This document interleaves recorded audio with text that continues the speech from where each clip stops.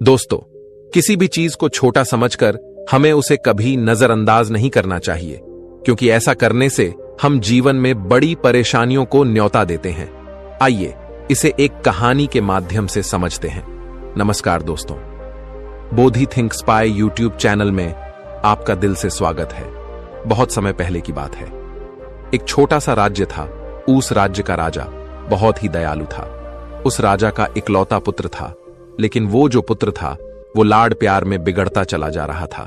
10-12 साल का हुआ तो हरकतें उसकी ऐसी हो गई थी कि राजा को बात बात पर गुस्सा आने लगा था। और एक दिन राजा को अपने पुत्र के गलत आचरण पर इतना गुस्सा आया कि अपने ही पुत्र को, अपने ही बेटे को, राजकुमार को राज्य से बाहर निकाल दिया।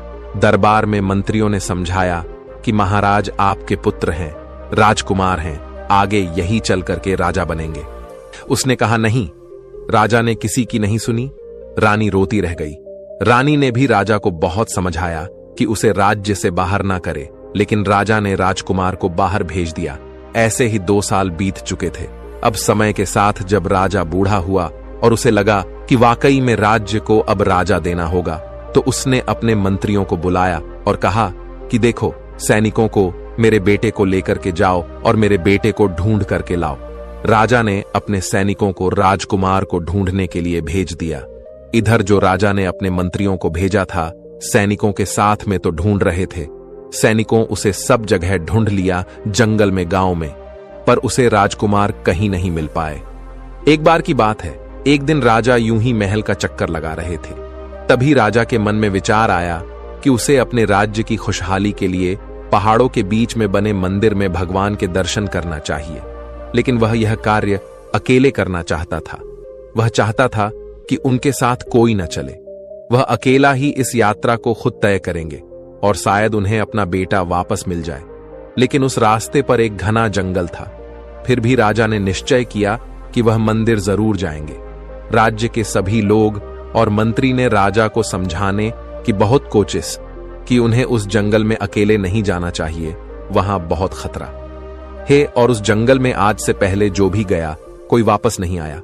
कुछ दिन बाद एक दिन ऐसा भी आया जब राजा ने सभा में सभी लोगों से कहा कि मैं कल भगवान के दर्शन के लिए जा रहा हूं। मंत्री बोले, महाराज, हमने आपसे पहले भी कहा था कि हम में से आप कुछ लोगों को अपने साथ लेकर चलिए।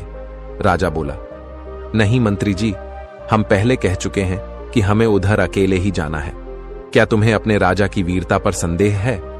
मंत्री बोला, नहीं महाराज, हमें आपकी वीरता पर कोई संदेह नहीं है, लेकिन उस जंगल के रास्ते में 1-2 फीट का आदमी रहता है। वह बड़ा ही खतरनाक है। जो भी उसके सामने आता है वह उसे मार देता है। साथ ही साथ वह बड़ा चालक भी है। इसलिए उस जंगल में आपका अकेले जाना सुरक्षित नहीं है। राजा बोला, यदि वह मेरे सामने आया तो वो खुद जिंदा नहीं बचेगा। मंत्री बोला, ठीक है महाराज, आप अकेले जाना चाहते तो आप जा सकते हैं, लेकिन आप बस एक बात याद रखना कि जैसे ही वह आपके सामने आए, आप उसे थोड़ा सा भी मौका मत देना और उसे जान से मार देना, नहीं तो वह आपको चोट पहुंचा सकता है।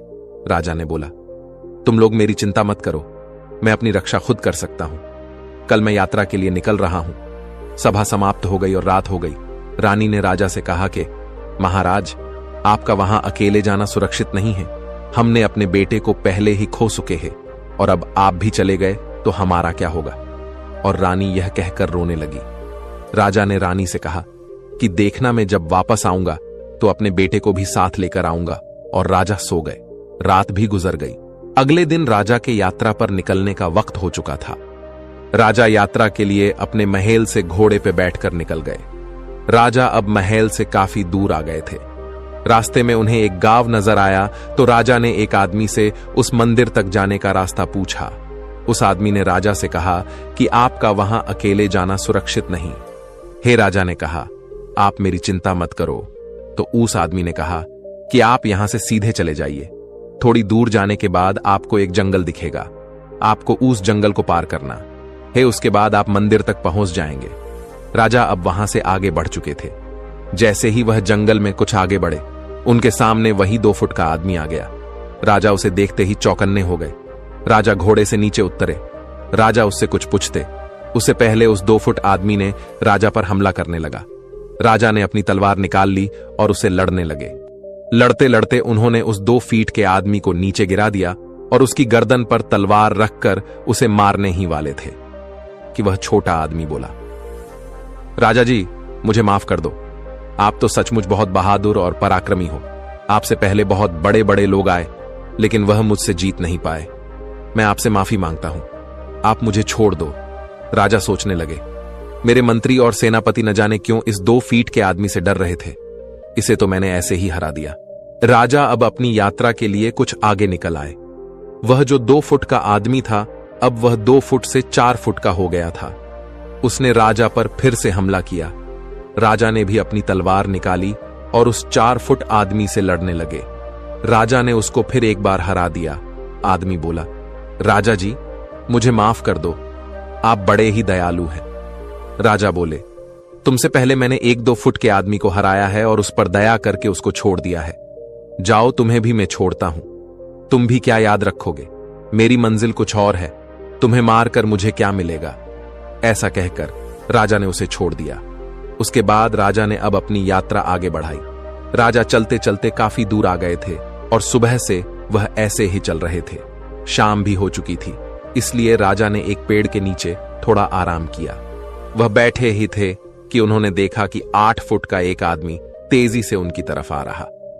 हे राजा उसे देखकर काफी भयभीत हो गए, क्योंकि वह आदमी आकार में बहुत ही लंबा था। जो उस छोटे आदमी ने अपना आकार 4 फुट से 8 फुट कर लिया। वह फिर राजा से लड़ने के लिए आया। राजा उसे देखकर हैरान हो गए। इतना बड़ा कौन आदमी है? राजा पूरी जान से उससे लड़े, लेकिन वह जीत नहीं पाए। उस 8 फुट के आदमी ने उन्हें मार दिया और राजा की मृत्यु हो गई। यह बात अब महल तक पहुंच गई थी कि राजा की अब मृत्यु हो गई। रानी के आंसू रुक नहीं रहे थे। सब बहुत परेशान थे। कुछ दिन बाद राजा के जो मंत्री थे, उन्होंने फिर से सैनिकों के साथ वह राजकुमार को ढूंढने के लिए निकल गए। मंत्री और सैनिकों ने उन्हें काफी ढूंढा। फिर उन्हें राज्य के बाहर एक नगर के चौराहे पर एक व्यक्ति भीख मांग रहा था।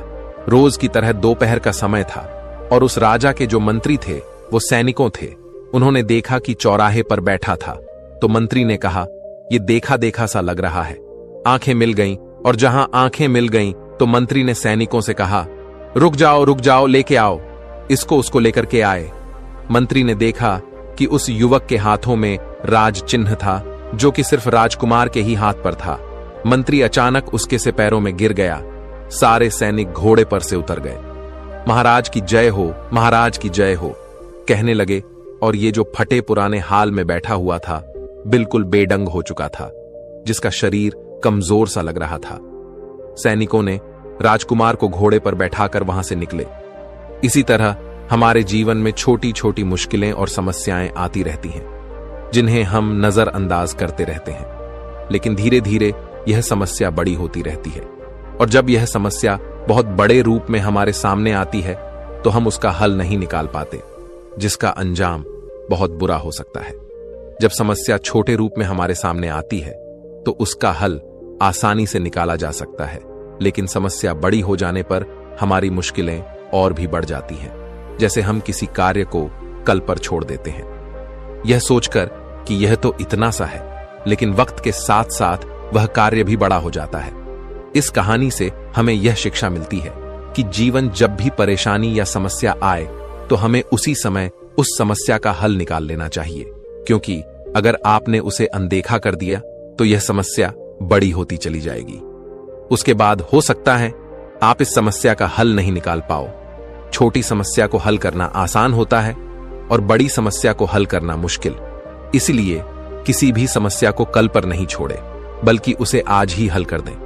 दोस्तों, आपने आज के इस वीडियो से क्या सीखा वह मुझे आप कमेंट में बता सकते हैं। इसी के साथ में उम्मीद है कि आपको आज की वीडियो पसंद आई होगी, तो इस वीडियो को उस इंसान को शेयर करें जिससे यह कहानी सुनने की जरूरत है, और उसी के ठीक बाद चैनल को सब्सक्राइब करें। तो चलिए फिर मिलते हैं ऐसी एक और नई वीडियो में एक नए मैसेज के साथ। तब तक के लिए अपना ख्याल रखें। धन्यवाद और नमो बुद्धाय।